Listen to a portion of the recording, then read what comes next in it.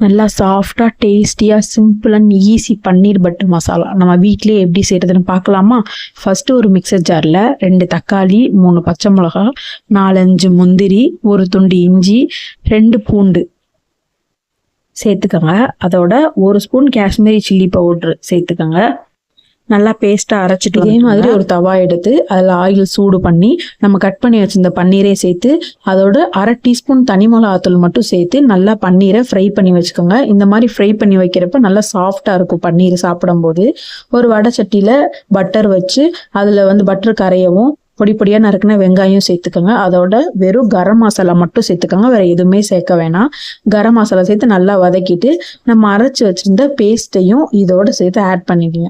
Add பண்ணிவிட்டு தேவையான அளவு உப்பு சேர்த்து அதை மூடி போட்டு ஒரு 5 நிமிஷம் நல்லா கொதிக்க விட்டுருங்க. கொதிக்க விட்டு கொஞ்சம் எண்ணெய் பிரிஞ்சு வரவும் நம்ம ஃப்ரை பண்ணி வச்சுருந்த பன்னீரை அதோட உள்ளே சேர்த்துக்கோங்க. சேர்த்துட்டு திருப்பி மூடி போட்டு இன்னும் ஒரு 5 மினிட்ஸ் மட்டும் குக் பண்ணிக்கோங்க. லாஸ்ட்டாக கொஞ்சம் கசூரி மேத்தி சேர்த்து ஸ்டவ் ஆஃப் பண்ணிடுங்க. நம்ம ஸ்டைல் பன்னீர் பட்டர் மசாலா ரெடி. நீங்களும் வீட்டில் செஞ்சு பார்த்துட்டு எப்படி இருந்துச்சுன்னு கமெண்ட்ஸில் சொல்லுங்கள். நாளைக்கு வீடியோவில் பார்க்கலாம்.